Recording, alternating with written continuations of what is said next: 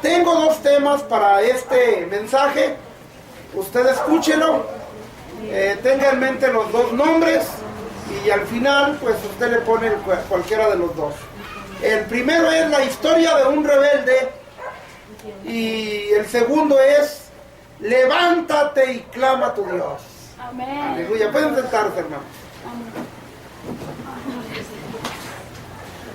Después les predicaré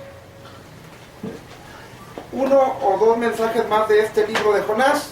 Hoy vamos a tratar de avanzarle aquí en el primer capítulo, que seguro estoy que va a ser de bendición. Amén. Entonces, el tema que tenemos es uno de dos: la historia de un rebelde o levántate y clama a tu Dios.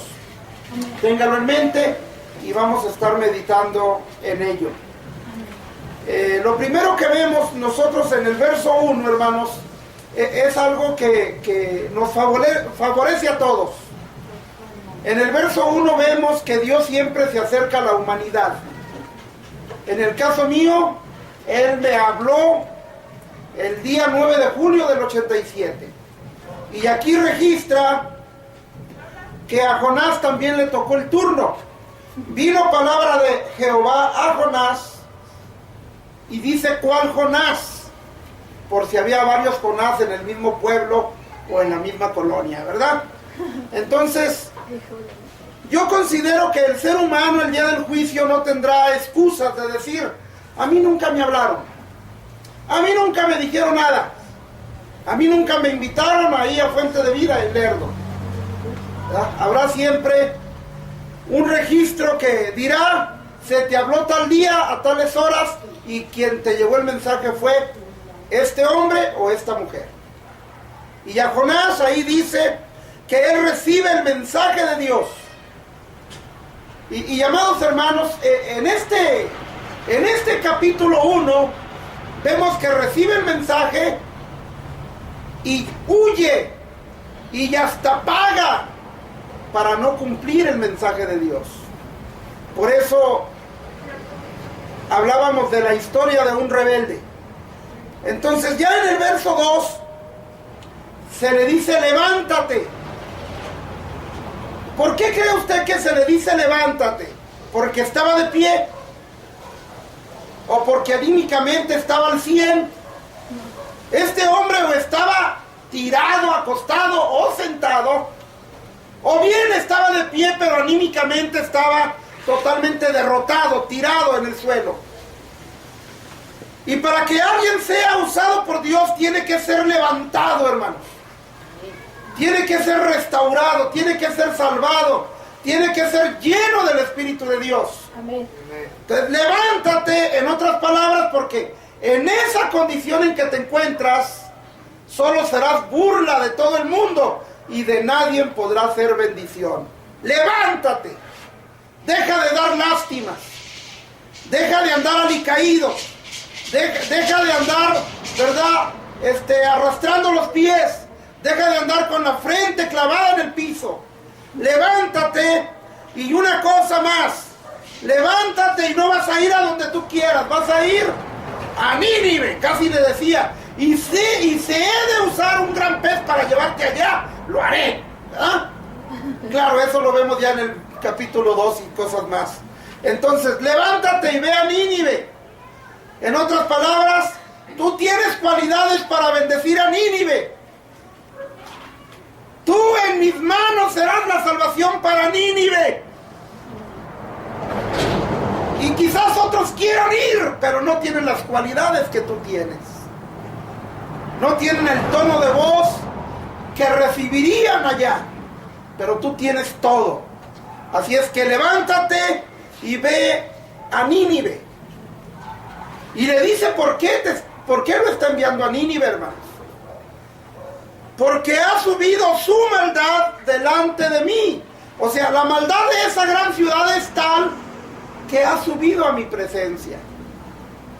Amados hermanos, eso me hace a mí pensar que Dios se da cuenta de lo que pasa aquí en la tierra. Así es. Dios se da cuenta de lo que pasa en los ejidos, en las colonias, en las ciudades, en los pueblos. Porque ha subido su maldad delante de mí. Amados hermanos, debemos de preguntarnos nosotros ahora, ¿la maldad de nuestra ciudad ha subido ya delante de la presencia del Señor? ¿Dios se estará dando cuenta de lo que sucede a nuestro alrededor? ¿Dios sabrá de la inseguridad, de la violencia? ¿Dios sabrá que hay mucho lesbianismo en esta ciudad, mucho homosexualismo? ¿Dios sabrá que hay corrupción? ¿Dios sabrá que hay muchos que no quieren nada de Él? ¿Dios sabrá que hay mucha religiosidad falsa? ¿Nos hemos preguntado si Dios sabrá lo que sucede en nuestros medios? Una vez yo cité a unos hermanos para salir a tocar puertas y invitar a la iglesia. Y una hermana dice, ¿pero a quién le vamos a hablar si ya todo el mundo sabe de Dios? Ya todo el mundo conoce de Dios. Y esta mujer que estaba diciendo eso, tenía varios hijos que no eran cristianos y su esposo tampoco. ¿Y a quién le vamos a hablar? Según ella, ya todo el mundo es cristiano. Cuando en su casa había más de la mitad de su familia que no conocía de Dios. Amados hermanos, tenemos que hablarle a la gente. ¿A qué gente? Aquellos derrotados por el alcohol, para decirles que hay esperanza, que sí se puede cambiar, que la ciencia dice, una vez alcohólico se muere alcohólico, pero que la Biblia dice que si alguno está en Cristo, nueva criatura es. ¿Qué de la prostitución? ¿Qué de la corrupción? ¿Qué de la inseguridad? ¿Qué de la homosexualidad? ¿Qué del ateísmo? ¿Qué de la irreligiosidad? Nosotros convivimos con una ciudad de Coahuila, o más bien con dos ciudades de Coahuila, y una de las ciudades de Coahuila está casando personas del mismo sexo, aunque ellos se defienden y dicen, no los casamos, solo les damos un pacto de convivencia. Y si ustedes estudian un diccionario de sinónimos y antónimos, lo que es el matrimonio es un pacto de convivencia entre dos personas. Qué tremendo, ¿verdad? Se defienden los políticos, pero delante de la palabra de Dios están desnudos y equivocados, ¿verdad? Amén. Qué tremendo, hermanos. Y en el verso 3, hermanos, dice que Jonás se levantó, como le habían dicho en el verso 2, levántate. Pero él se levantó para huir de la presencia de ¿quién? De Dios. Él quería huir de la responsabilidad. Él quería irse de ahí porque no quería obedecer. No quería ser instrumento en las manos de Dios a favor de los ninivitas. Qué tremendo es eso, hermanos. Yo estoy consciente de que hay gente que a veces pudiera no caernos bien. Bueno, eso digo para no decir que hay gente que nos cae mal, ¿verdad? Pero pudiera haber gente que no nos cae bien, ¿verdad? Que nuestra garganta está muy chiquita, muy reducida y no los pasamos, ¿verdad? Pero amados hermanos, según la Biblia tenemos que amar a todo mundo. Y tenemos que compartirles lo de más valor que tenemos, que es nuestra herencia celestial, amén, nuestra comunión con Dios, aleluya, nuestro Salvador, nuestro amén, Dios. Y eso hará que nuestro cristianismo se acabe porque lo compartimos. No, entre más compartamos a nuestro Dios, entre más hablemos de nuestro Dios, entre más esparzamos el Evangelio, más cristianos nos vamos a sentir. Amén. Con más relación cercana a Dios vamos a vivir. ¿Por qué? Porque el Evangelio es así. Entre más se comparte, más se tiene. Amén. Entre más hablo de Dios, más cerca de Dios me siento. ¿Cuántos han experimentado eso ya? Amén. Querido hermano y amigo, estaremos huyendo de la presencia del Señor. Estaremos huyendo sin darnos cuenta. Jonás se levantó, pero corriendo para huir de Dios. Ahora, ¿por qué huía de Dios? Dios es malo. Dios quería dañar a Jonás. Dios quería causarle algún mal a Jonás. ¿Por qué huye? ¿Por qué corre? ¿Por qué no obedece a Dios? Más al rato vamos a ver eso, hermanos. Quiero decirle que no tenemos por qué huir de Dios. Dios nos ama. Y Él dice, dame, hijo mío, tu corazón, y que miren tus ojos por mis caminos, y cuando hagas eso, alcanzarás descanso para tu alma. No tenemos por qué huir de Dios. Las personas que vivimos cerca de Dios, sabemos que vivir cerca de Dios es el periodo de nuestra vida más feliz, más realizado, más lleno de logros, porque en Dios somos más que vencedores. Y sin Dios nada podremos hacer. Aleluya. Eso es muy interesante, hermanos, que nosotros lo sepamos. Ahí mismo en el verso 3 dice que Jonás hasta pagó pasaje y entró con ellos para irse a Tarsis. Si usted menciona el nombre de la ciudad a donde Dios mandaba a Jonás y luego lee el nombre de la ciudad a la que huyó Jonás, no tiene ninguna relación en la pronunciación, hermanos. ¿A dónde mandaba Dios a Jonás? ¿Y a dónde huyó él? No tenía ningún sentido de equivocación, ¿verdad? Él está pagando un pasaje para irse lejos de Dios, para ir no a donde Dios lo había enviado, sino para ir a Tarsis, a un lugar contrario, a un lugar ubicado en sentido opuesto a donde Dios lo estaba enviando. ¡Qué desobediente! ¿Acaso Dios le dijo Tarsis? ¿Acaso Dios le dijo levántate y ve a Tarsis? No. Pero él no quiso obedecer a Dios. Amados hermanos, yo estoy seguro que muchísimos de nosotros, los que somos creyentes, podemos ser de bendición a otros. El asunto es que a veces no queremos pagar el precio. A veces no queremos invertir ese tiempo. A veces pensamos que si servimos a Dios, vamos a descuidar a nuestra familia. No vamos a tener tiempo para prestar nuestras labores a una empresa, a un patrón. Y por temor a la inseguridad de tener lo necesario, preferimos no ir y hacer la voluntad del Señor. Llenas están las iglesias de aquellos que dicen, si yo no tuviera que trabajar, yo le serviría a Dios. Amados hermanos, hay gente en la iglesia que está esperando jubilarse para servir a Dios. Qué tremendo es eso, hermanos. ¿Hay algo más todavía? Quiero decir esto, hermanos, de una forma muy sencilla, pero a la vez sin ofender a nadie. Cuando nosotros nos decidimos a servir a Dios, Dios suple nuestras necesidades, ¿verdad? Dios pone los medios. Dios acomoda todas las cosas.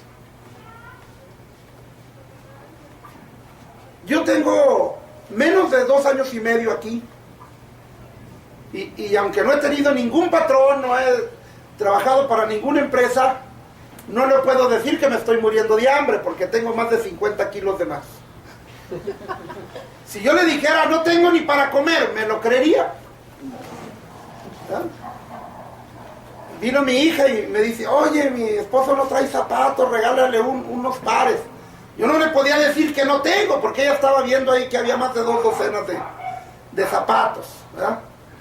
Entonces, ¿sabe qué? Le di 2 pares, uno de tenis y uno de zapatos. ¿Y qué era que me pasó en Monterrey? Me regalaron un par de tenis y uno de zapatos. Y estoy segurísimo que si no le doy nada a esta mujer para su esposo, no me hubieran dado nada a mí tampoco allá. ¿Sí o no? Amén.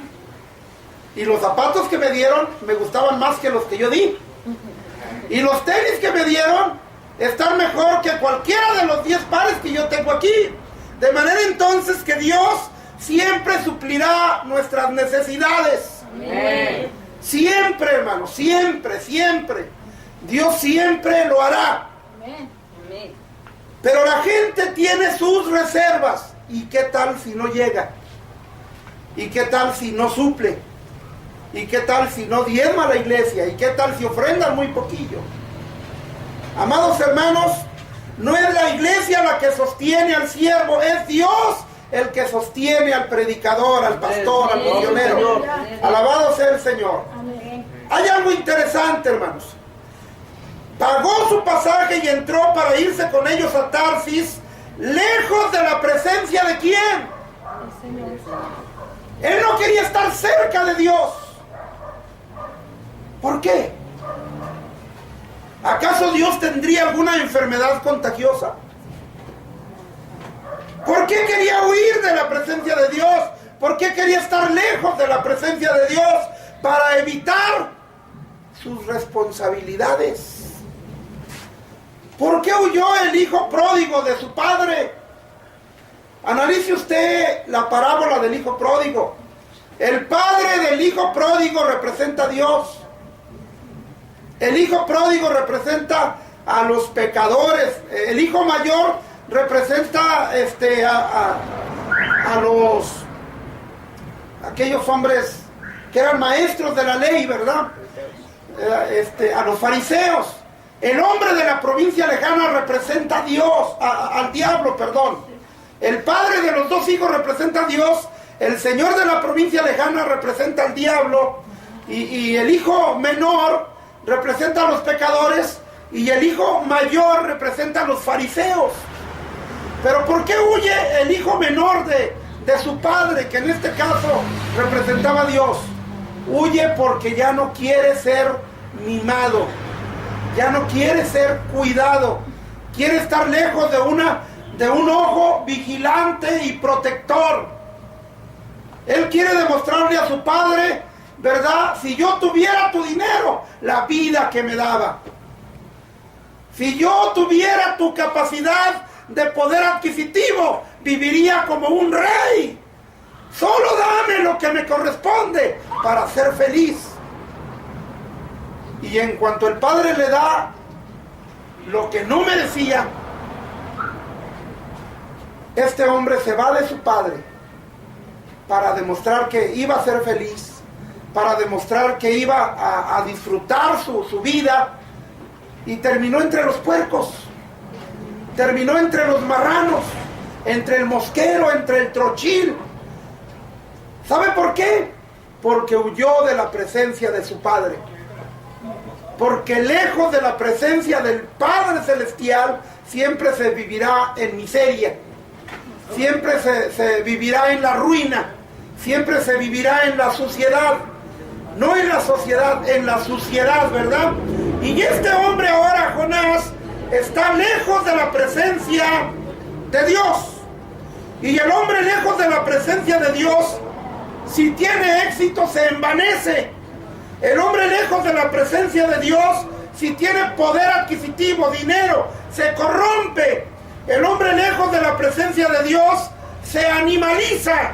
El hombre lejos de la presencia de Dios está perdido y necesita con urgencia un encuentro con el Señor. Amén. Pero la gente no comprende eso, hermanos. La gente no comprende eso. Hay un librito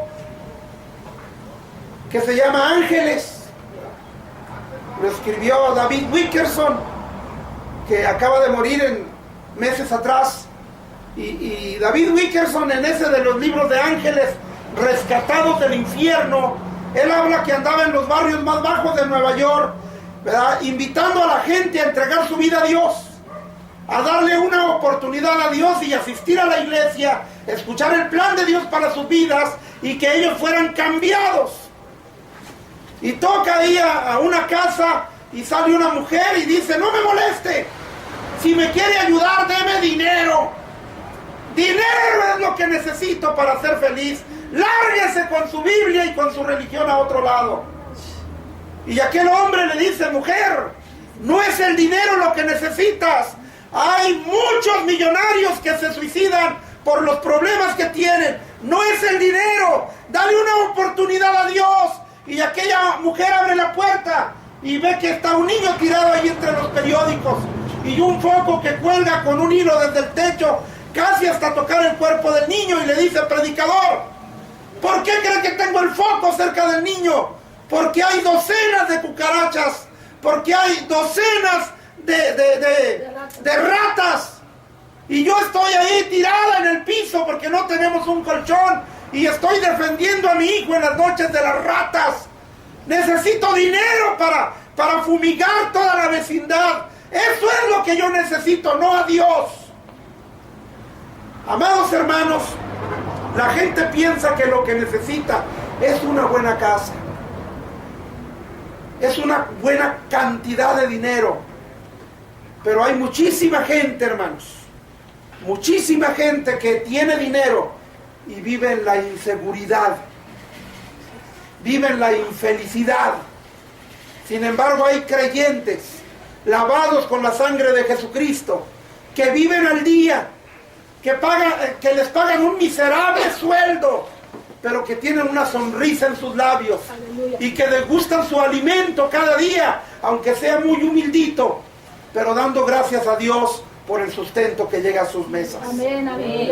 Amados hermanos, en el verso 4 y en el verso 5 vemos que Dios creó una gran tempestad y los marineros tuvieron miedo, y como tenían miedo, cada uno clamaba a su Dios.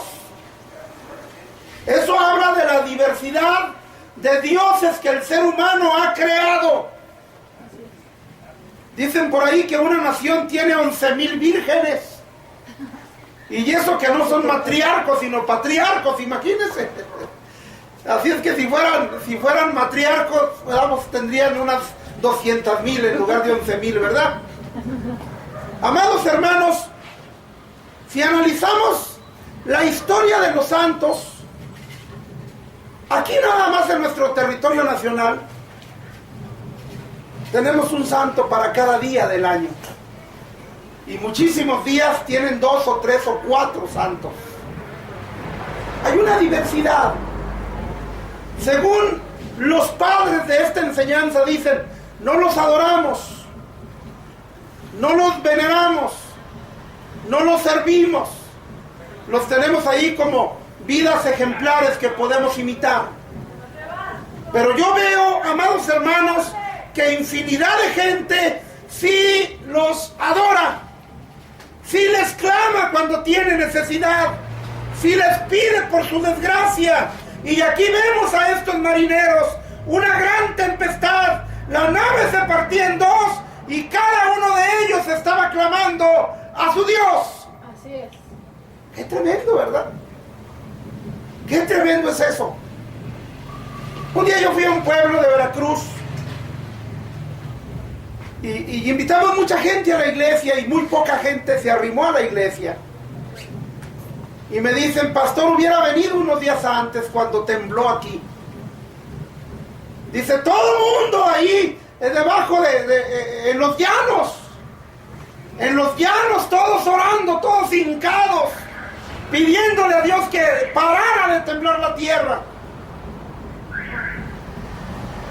Y dice algo sorprendente, los animales también estaban hincados. No se alcanzaron a echar y se quedaron hincados. Nada más doblaron las 2 patas de adelante y ahí estaban las vacas, los burros, los caballos. Pero en cuanto dejó de temblar, los animales se echaron. Pero los humanos se levantaron. ¡Uf, qué susto! ¿No traes un cigarrito para el susto? Vamos a completar 1 kilo de sotol para el susto. Fueron más sabios los animales que siguieron en el piso que los humanos. Como fueron más sabios los animales que entraron al arca. Los humanos quisieron andar buscando sexo, casándose y dándose en casamiento. Y los animalitos, el perro con doña perra, ahí va para arriba del arca.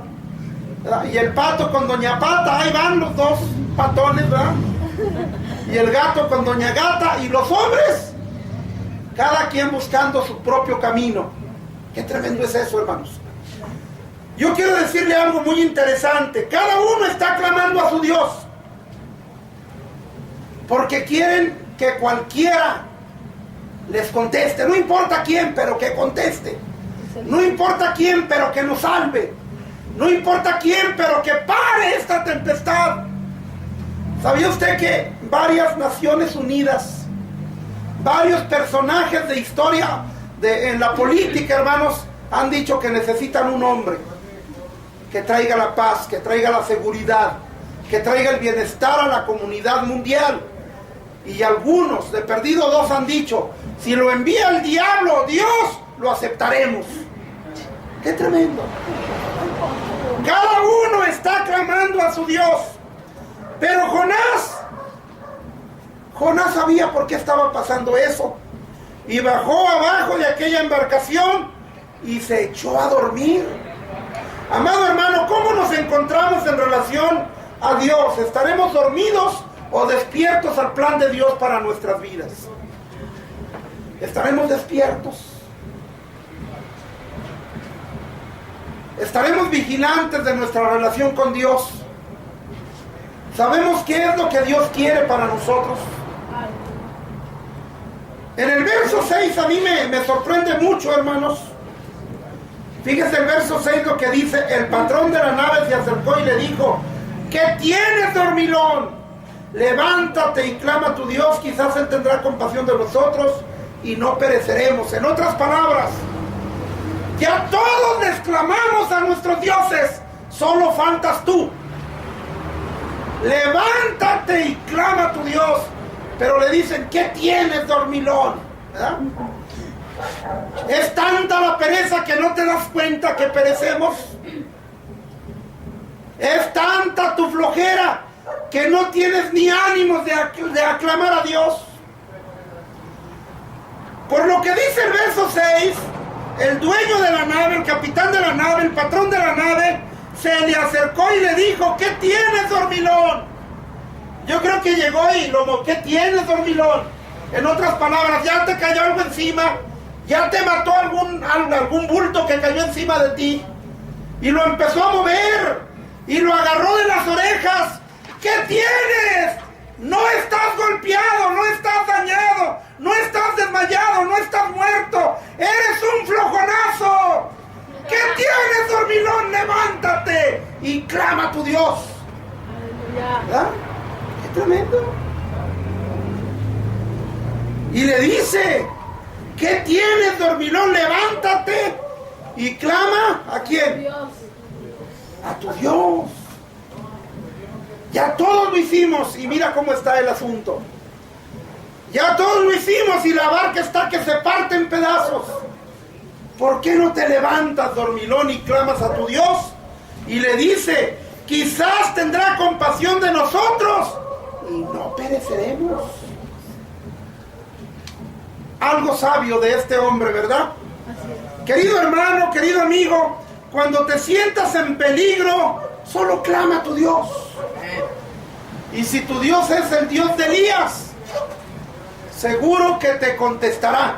Amén. Porque Él dijo: clama a mí que yo te responderé. Amén.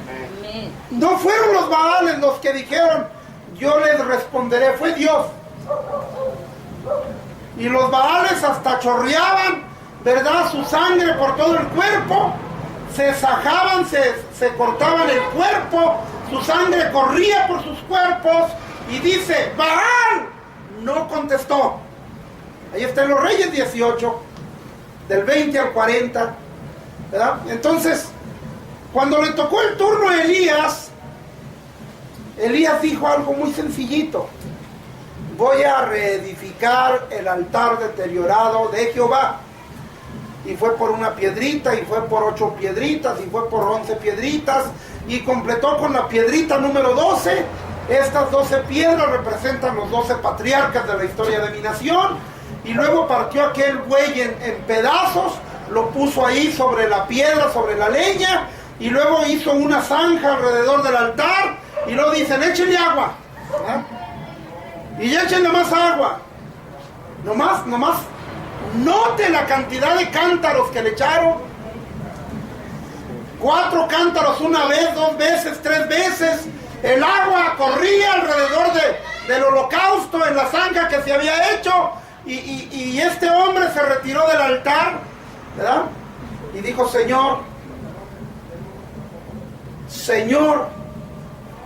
contéstame para que este pueblo sepa.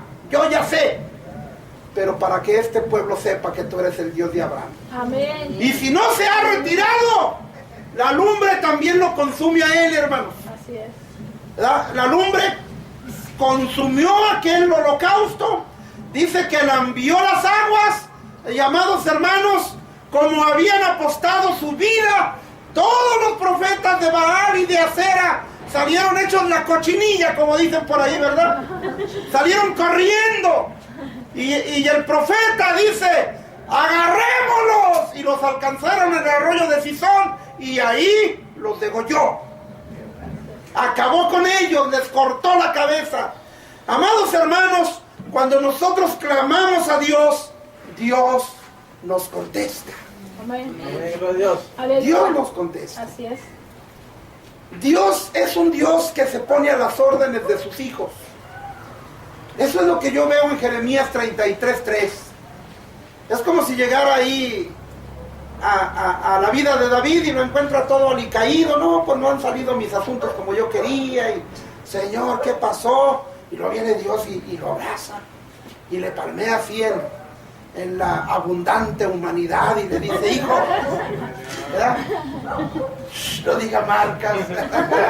Hijo, cuando estés al borde del precipicio, ¿verdad? Cuando sientas que ya no vale la pena seguir viviendo, cuando todo el mundo te haya dado la espalda y todo el mundo te diga, estás perdiendo tu tiempo, solo clama a mí. ¿Y qué más? Y yo te responderé. Y Dios nos responde, hermanos. Amén. Él se pone a nuestras órdenes porque quiere ayudarnos. Amén. Desafortunadamente, cuando llegan los problemas a nuestra vida, si es un problema de salud, lo que queremos es dinero para ir al médico. ¿Sí o no? Si es un problema de soledad, lo que queremos es una muchacha. Así es la vida. Así pensamos, así reaccionamos. Pero cuando venga un problema, sin importar la índole del problema, le clamamos a Dios y Dios nos contesta. Amén. Dijo uno, ¿a poco le voy a pedir comida? Pues si la necesitas, ¿por qué no? Así. Amén. Amén. David un día dijo, ay, cómo se me antojó un menudo mañana, pero no tengo ni para comer. Y en la mañana ahí venía y le dicen, oye, ¿no quiere almorzar con nosotros? Y cuando se sentó en la mesa, ¿qué cree que le sirvieron? ¿Minudo? ¡Qué tremendo! Así es Dios, hermanos. Amén. Así trabaja el Señor.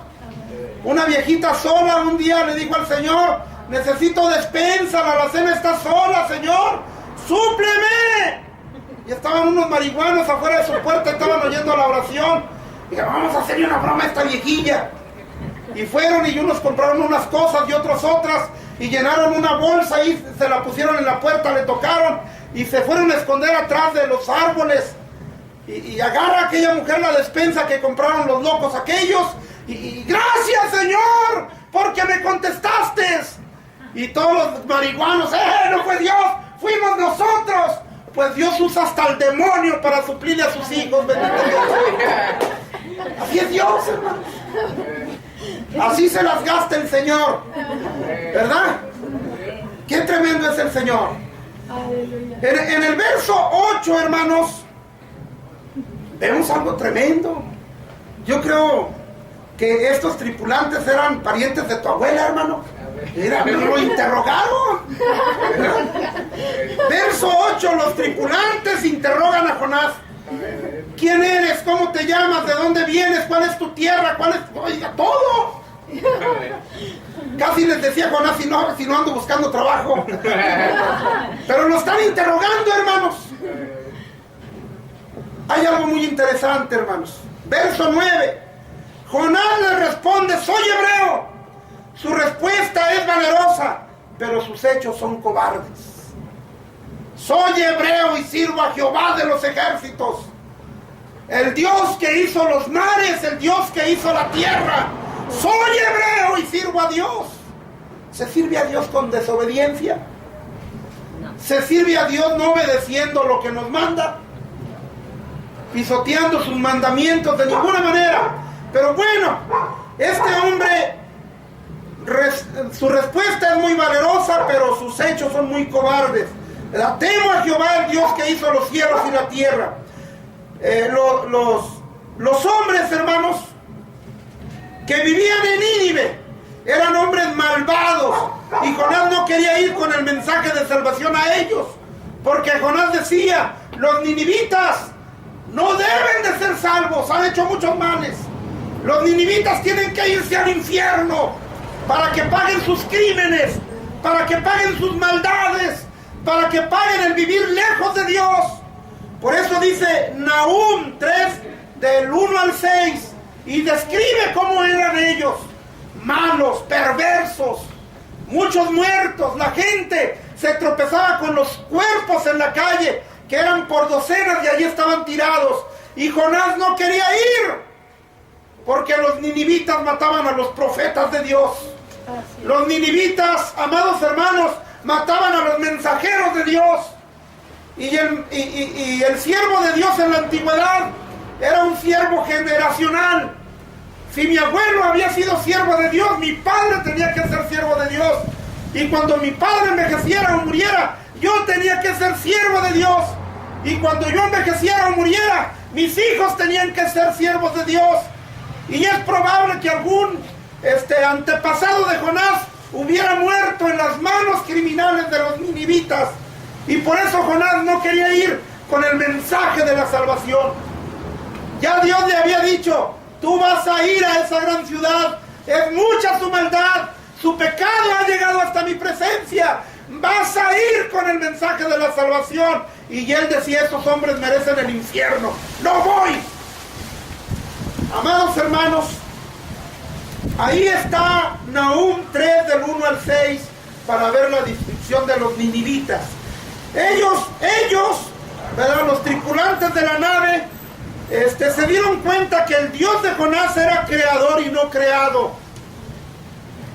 Yo tengo un amigo que se llama Juan Torres. Le conocen más como el Pillo, ¿verdad?, porque es más pillo que el mismo Caín y Barrabás juntos, hermano. Y el padrastro de mi amigo el Pillo trabaja haciendo santos de bulto, y los maquilla pintándolos, y solamente les falta caminar y hablar, parecen de verdad.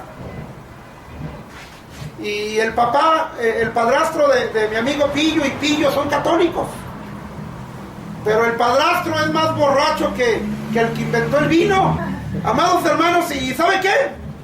Algo muy interesante, hermanos, muy interesante. Un día llegué yo a visitar a mi amigo el Pillo, y lo encontré, ¿verdad?, ahí atrás de una marmolería drogándose. Le digo: ¿qué pasó, mi Pillo? ¿Cómo estás? No, pues aquí preparándome para chambear, ¿verdad? Me estoy dando un tentempié para ponerle duro el jale. No, pues está bien. Y empezamos a platicar, y me empezó a hablar de sus problemas y de todo eso. Y yo le hablo de Dios, y él me dice: no, yo sé que no hay nada como Dios. Mira, yo tengo muchos santos aquí, yo los hago. Y como yo soy el que los creo, de seguro si les clamo me van a ayudar. Qué tremendo es eso, hermano. Y yo le conté la historia de dos compadres, hermanos, que siempre iban a Ciudad Juárez, y de ahí se pasaban al pueblo, ¿verdad?, donde está el santo. El santo San Lorenzo. ¿Qué han oído de San Lorenzo? ¿Qué hace San Lorenzo a los que no le cumplen, a los que abandonan la fe? Les quema los pies. ¿Verdad? Les quema, ¿verdad? Y estos dos compadres iban desde Zacatecas cada año a las fiestas de San Lorenzo.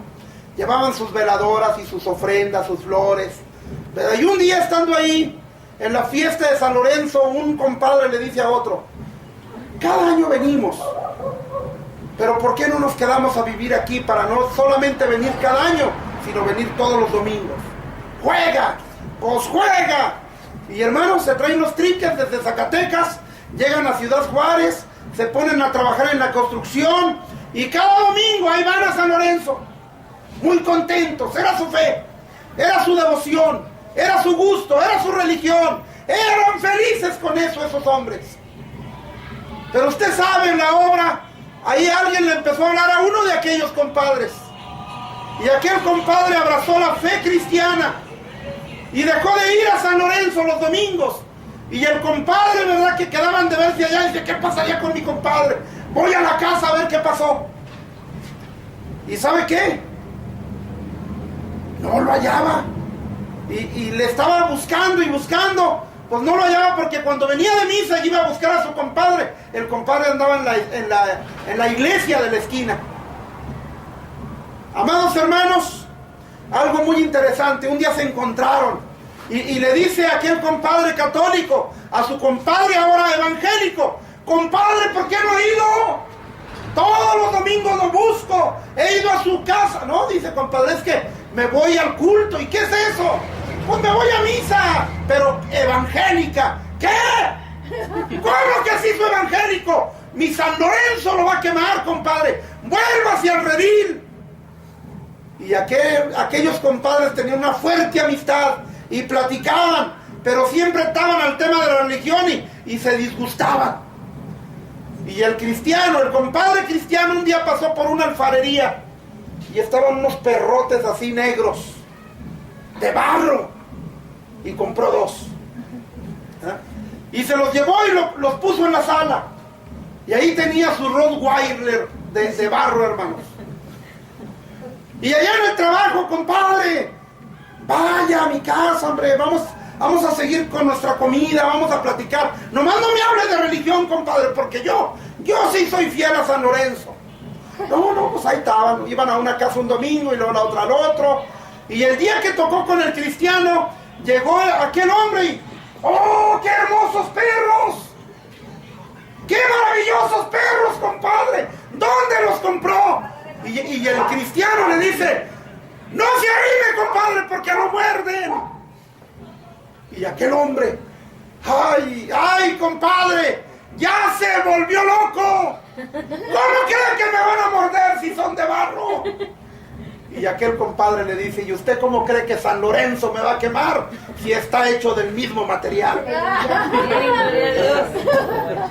Gastó $500 en los dos perros, pero se ganó a su compadre para Cristo. Así es que hay que invertir. ¿Qué tremendo es eso, hermanos? Así es que los que quieran invertir en la obra del Señor, investiguen cómo ganarse a la gente, ¿verdad? Y sí, tenemos que investigar. Ya ni me sé ni en cuál versículo andaba, pero bueno. Amados hermanos, ahí está el verso 9, hermanos. Así es. Ellos supieron que el Dios de Jonás era creador y no creado. La gente aquí crea dioses, crea santos, crea vírgenes, en cuadro, en estampa, de bulto, en caricatura. Ahora hay hasta en caricatura. La otra vez me decía un hermano: si yo fuera católico no aceptara que la Virgen fuera una caricatura. Pero bueno, si a ellos les bendice eso, no saben que es una bendición de Satanás, ni modo. Pero, amados hermanos, el verso 10 dice algo tremendo, hermanos. 1:10. Y aquellos hombres temieron sobremanera y dijeron: ¿por qué has hecho esto? Porque ellos sabían que huía de la presencia de Jehová, pues él se los había declarado. Aquellos hombres temieron a Dios en sobremanera. En otras palabras, le estaban dando una lección al profeta. ¡Qué tremendo! Así es. Por eso le decía que el tema puede ser la historia de un rebelde. Amén. Porque era un profeta, pero estaba en rebeldía. Era un siervo del Señor, pero estaba en rebeldía. Así es. Conocía a Dios, pero estaba en rebeldía. Qué bueno que en esta iglesia no hay gente rebelde. En las demás sí, pero en esta no. Los que había aquí se murieron el año pasado. Qué tremendo es esto, hermanos. Se dieron cuenta que el Dios de Jonás era grande y por eso le temieron en grande manera. Amén. Se dieron cuenta que el Dios de Jonás era creador del universo y no creado por la humanidad. Hay algo interesante. En el mismo verso 10 le dijeron: ¿por qué has hecho esto? Es como si le dijeran, ¿por qué le desobedeciste? Si es tan grande, si es tan poderoso, si sabes que todo lo sabe, si sabes que todo lo puede, si sabes que no te puedes ocultar tú de Él, ¿por qué andas huyendo si a sus ojos estás parado? Así es. Amados hermanos, es como si le dijeran, no le desobedezcas. Cumple Colosenses 3 del 1 al 3, ¿verdad? Entrégate y busca lo de lo alto y no lo de la tierra, lo del cielo y no lo de la tierra, porque ellos sabían que Jonás huía de la presencia de Jehová. Qué tremendo es encontrar gente que anda huyendo de la presencia del Señor. 2 hombres entraron a la cárcel en aquel grande grupo de mujeres que entró a hablarme del Señor. El hermano Jesús Hernández, Chuy Hernández, y el hermano Magdaleno Débora. Las otras 16, 18 personas eran mujeres. Y pasaron los años, ya era yo pastor, y yo un día fui a la casa del hermano Hernández. Fui a visitarlos, y le digo a la hermana Rosita y su esposo, pues por ahí anda, y que va llegando con un caguamón, hermanos. Digo, ¿qué pasó, hermano Chuy? No, nada. Pues yo aquí con lo mío, ni modo, pues ya le fallé al Señor. No, le digo, espérese tantito. Para eso me sacó de allá de donde yo andaba, para dejarme ahí. Esto no es un relevo, hermano. Y saqué uno de a 20 y le digo, váyase por mi caguama también. Vamos a seguirle. No, ¿qué pasó? ¿Cómo cree que voy a hacer piedra de tropiezo? No, pues sí es. Sí es piedra de tropiezo, ¿cómo que no? Yo sabía que necesitaría estar tonto para tomar si otro toma, pero yo estaba queriéndole darle una lección. Y aquel hombre agarró la caguama y la vació ahí para abajo de la banqueta. Y desde entonces sigue firme en el camino del Señor. Ahora ya viejo y jubilado, pero sigue firme, ¿verdad? Yo dije, si agarra el billete, ni modo, ya lo perdí, ¿verdad? Hay que invertirle. Hay que invertirle, ¿verdad? Qué tremendo es eso, hermano. Ya vamos a terminar porque no, se hace más noche, hermanos. Ellos sabían que Jonás huía de la presencia de Dios, y yo quiero decirle, nunca debemos de huir de la presencia de Dios, porque lo más maravilloso que nos puede suceder es vivir cerca de Dios. Amén. Porque solo cerca de Dios el hombre experimentará la verdadera felicidad y la verdadera realización. Amén. No nos retiremos de aquel que dio su vida por nosotros. Lo único que tenemos que hacer es corresponder al gigantesco amor que Él tiene para con nosotros. Y cuando correspondamos al gran amor de Dios, seremos realizados en nuestra vida. Bendito sea el Señor. Amén, Del verso 11 al 13, le dijeron a Jonás, ¿qué haremos contigo para que se aquiete el mar? Él les dijo, échenme al mar, porque yo sé que por mi causa ha venido esta gran tempestad. Imagínense. Verso 14.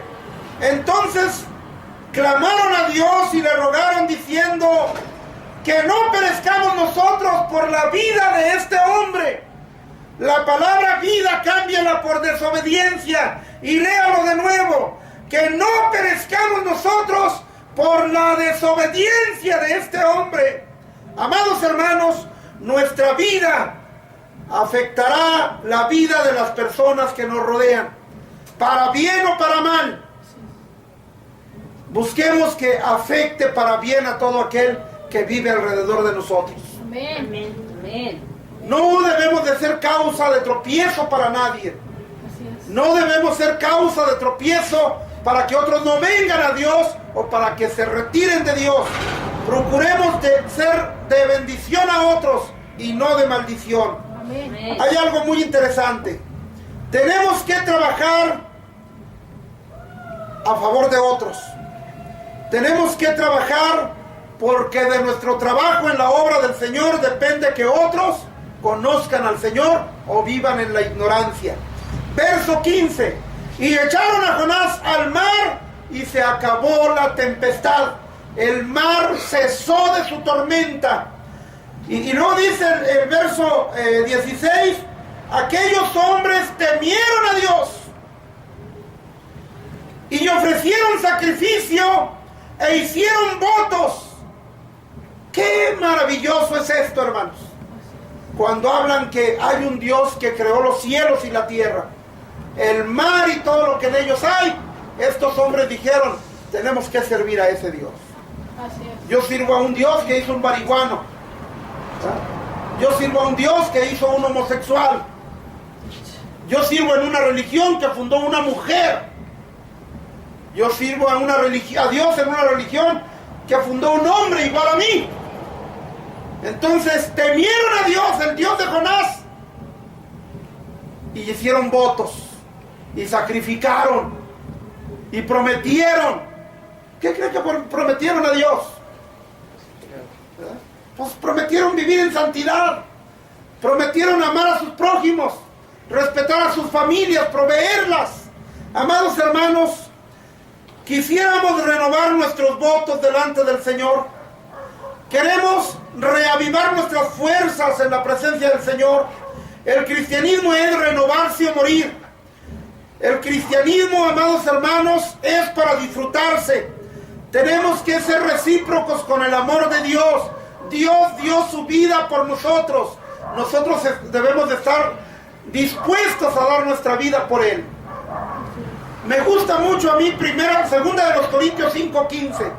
Por todos murió, para que los que viven para sí ya no vivan así, sino por aquel que murió y resucitó por ellos. Amén. Dios quiere que vivamos para Él. Amén. Dios quiere que vivamos cerca de Él. Si vivimos cerca de Dios, el día que Dios use un mensajero en cualquier parte del mundo, hallará disposición en cualquiera de nosotros, porque Él ve nuestro corazón. Amén. Él no solo ve nuestra vida corporal, Él ve lo profundo de nuestra mente y de nuestro corazón. Y Él sabe que le amamos y que estamos dispuestos a obedecerlo. Y el día que Él necesite un colaborador para salvar a alguien, dirá, aquí tengo gente. Aquí tengo gente que está dispuesta a trabajar conmigo, a colaborar conmigo. Y nos va a llamar y vamos a ser de bendición